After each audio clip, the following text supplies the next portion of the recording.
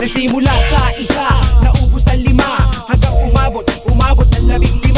Pagdating ng 20, hindi na makatayo. Busog na busog, lubog na sa pagkaupo. Yan na nga ba sinasabi, hindi naman babae. Isa yan sa kinakainisan ng maraming Pilipino on board.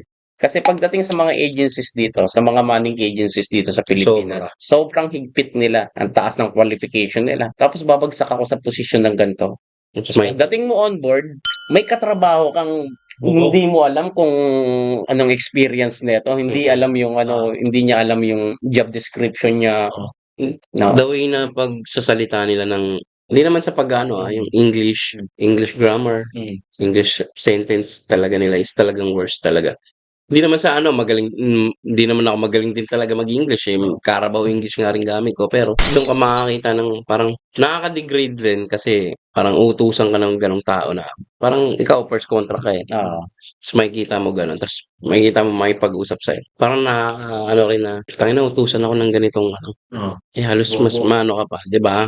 Yun yung nakakainis na part talaga ron. Kasi amo mo, O isa pa yung X communication skills, yung niya, yung working niya, ethics niya, napaka sablay. sablay. Alam mo yung tas yung discretion niya, people handling, diba? May na-experience ako, may naging amo ako nun sa buffet. Ultimong mag-compose ng email, inabot siya ng 2 oras. Pinagmamasdan ko siya eh. Baka ginugol niya pa eh. Romanian yun, Romanian. European yun, Romanian. Shout out. Totoo shout out, Mr. Radu. I love you. Totoo, nagulat ako, sabi kong ganun. Tapos ang niya, hindi siya marunong talaga humandle ng tao. Kung may politika din. Number 1. Marami. Kaya may nakakalsot na parang hindi to deserve sa posisyon na to, pero inakyat. Once kasi na parang sumipsip sa kasi sa barko. Yan eh, palakasan sa amo. Pero yan ang maganda sa Pilipino. Lalo ang babae. Alam ko yun. Mabilis ma-promote sa barko ang babae. Hindi, totoo yun. Yeah. Once na gustuhan ka ng amo at naging bata-bata ka ng amo, mabilis ang promotion mo yun. Kahit tatanga-tanga ka mag-English. Kahit hindi mo alam yung buhay ng isang sa service, sa pagiging waiter. Baliwala yan. Sa barko naman, walang magaling. Sip-sip lang. Malakas mong siya amo. Magdunong-dunungan ka lang dun, mukha ka ng Matalino. mukha ka ng matalino eh. Isat mo.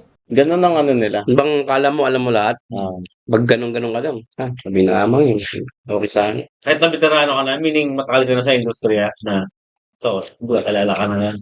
Hindi, wala. Pagka gano'n naman, alam mo na rin yung mga kalakaran na gano'n. Baliwala na sa'yo. Kasi parang, alam mo na yan eh. Kabisado na. Kung kabisado mo na yung galawan, wala na rin kakain sa'yo ng buhay doon. May sungay ka na rin eh. Hindi ka tulad nung first contract ka, second First contract ka. Yes ka lang. Aso-aso ka doon. Parang, Ang sarap. alam mo, parang mabait na tuta. May nag-aalaga pa sa mga newbies na yun, first contract. Kung pagka kababayan ko to, na first contract, turuan ko to. Depende yun. Depende. Depende rin sa tao. Ako, totoo first contract ko, tumulong sa akin, Indonesia. Ayun. Mga kapwa ko pa Pilipino noon na Hindi ba yun? hindi naman sila down, parang hindi ka nila pinapansin. Ikaw sa barko, ano ba buhay mo sa barko? Ano bang diskarte sa barko? Kailangan kailangan yung adaptability level mo, medyo taasan mo. Gawa ng hindi ka pwedeng umasa sa ibang tao. Yan yung life on board talaga. Tsaka lahat ng klase ng tao doon, makikita mo. Na-experience ko, drill. Wala akong alam sa drill. Hindi ko alam kung saan ako pupunta. Kasi meron kaming safety drill. May passengers drill, may crew drill. Isa pa yan sa nakakabisip. Kadalasan i-insert yan sa oras ng pahinga mo. Yung drill na yun, pumapalo yun ng 1 hanggang 2 oras. Bukas na agad, no? So, yung oras ng pahinga mo, wala na, nabukasan na. Kakatapos mo lang, for example, kakatapos mo lang ng breakfast duty, papahinga ka. Imbes na itutulog mo, magdi-drill ka. After ng drill, lunch duty mo. So, yung chance mo na magpahinga, nandun na lang. Sa Resting time? Makadalasan, ganun. Minsan hindi naman tumatapat. Kasi ang schedule sa barko, hindi naman yun lang yun.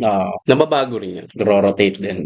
Every time na maggagawa ng schedule si amo, matatapos yung isang cruise, panibagong schedule na naman. Pwedeng tumapat sa schedule mo, pwedeng hindi. Pwedeng sakop ng habang naka-duty ka, mas maganda yun. Yun yung mas maganda.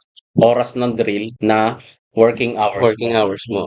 Tapos matatapos yung drill, tapos break mo na. Maganda yon. Para kang tumayo sa opisina ng bayad.